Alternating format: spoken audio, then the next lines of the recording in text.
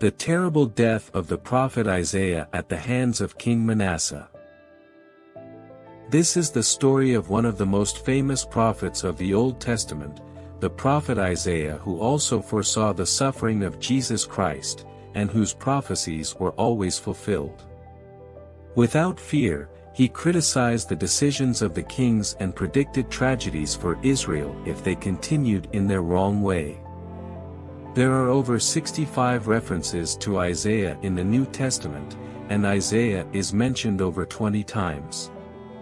According to the stories of the tradition, he met his death in a most horrible way, by being sawn in two by King Manasseh. Isaiah, son of Amoz, one of the most well-known truth prophets of the Old Testament, began his prophecy in the days of King Hezekiah. In 745 BC, he predicted God's judgment on the king and people through his prophecies. He was a central prophet of the Old Testament, along with prophets such as Jeremiah, Ezekiel, and Daniel. His ministry unfolded during the turbulent periods of the kingdom of Judah, which spread over the kingdom of kings such as Uzziah, Ahaz, Hezekiah, and Manasseh.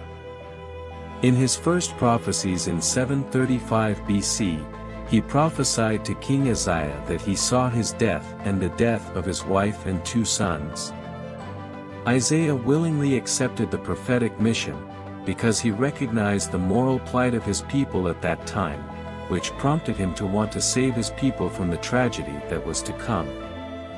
Aside from the social corruption that he witnessed, he also saw the debauchery of the rulers, the debauchery of the rich, and the superstitions and idolatry of the entire population.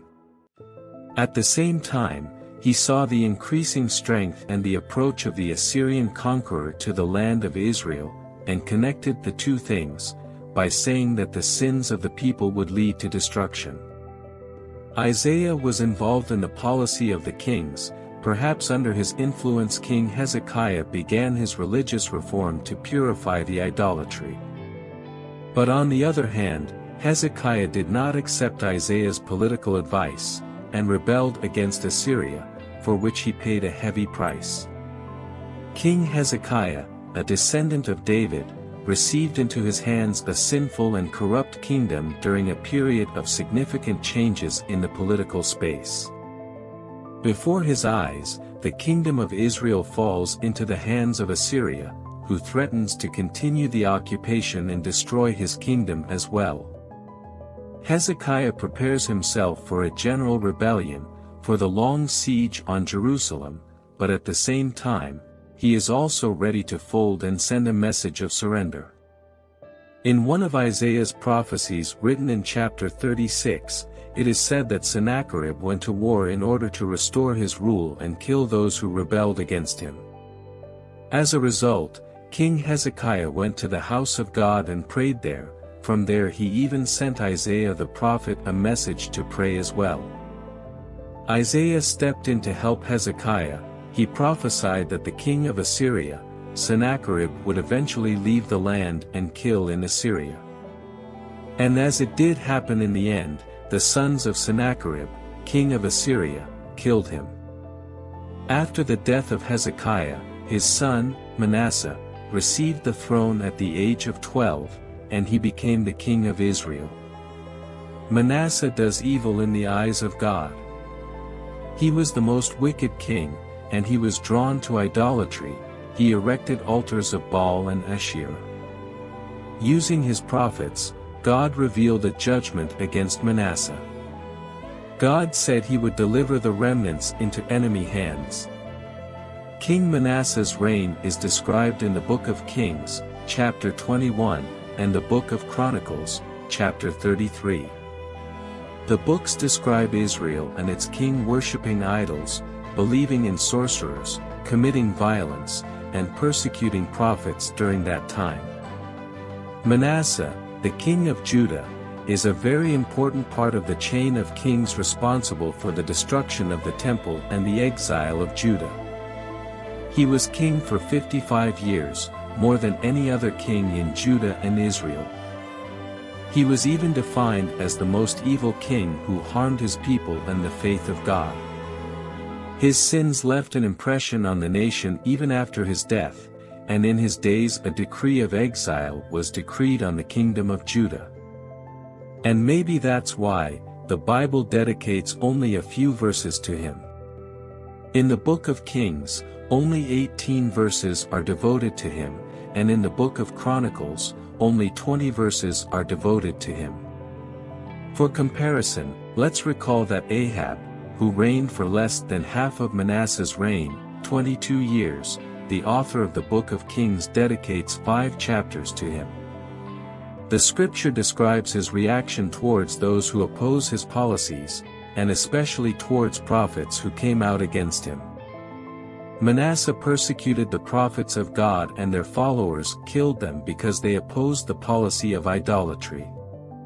According to tradition, King Hezekiah's Manasseh father wed the daughter of the prophet Isaiah, meaning that he is the grandson of the prophet Isaiah, whom he also killed in the end. According to the Jewish Talmud and other ancient sources, Isaiah's last moments are described as his attempts to avoid his fate because King Manasseh pursued him to his death in the story of his last moments. As Isaiah's life turned bitter and tragic due to the persecution, King Manasseh, who feared for his throne, murdered him. Manasseh challenges the prophet Isaiah to provide evidence supporting Moses' prophecies. The prophecy in which he sees God, contrary to Moses' words that, "Man will not see me and live." Although Moses himself saw God at Mount Sinai, as written in Exodus chapter 24 verse 10. Isaiah, instead of answering him, whose answer would lead to his immediate death, decided to run away. According to this legend, during his journey, the prophet saw a cedar tree, called the name of God, and was immediately swallowed into it. King Manasseh ordered the tree to be sawed down and thereby kill the prophet, but miraculously the tree was not sawed down, until they reached the place where the prophet's lips were, at which point the miracle ended, the tree was sawed down, and the prophet was killed. Some other stories tell that Isaiah was imprisoned inside a hollow tree trunk and sawed in two. Sawing in half is a painful execution method known from ancient times, which is expressed in different forms, vertically or horizontally, from head to foot. There are sources that state such cruel methods were used in different periods. Isaiah faced challenges and opposition, particularly from those in power. He criticized the decisions of the kings, predicted tragedies, and urged Israel to seek God first. However, his messages were often ignored. King Manasseh, in particular, rejected Isaiah's teachings, which led to increased apostasy and persecution against the righteous. Isaiah's role was not just that of a preacher.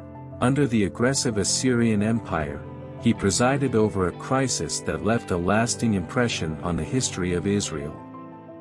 According to Isaiah, the leadership will be destroyed because they are too self-confident, and they don't trust in God's solutions.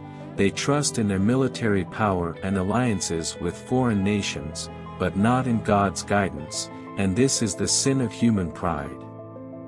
Isaiah also prophesied and referred to the end of days, which is connected to Judgment Day. He really desired a world in which kindness and justice prevailed, a world in which people stood up for the downtrodden, protected the injured, and sheltered widows and orphans. Tragic but inspiring, Isaiah's story reminds us to stay committed to our beliefs and to sacrifice when we face hardships. We hope you learned something new today.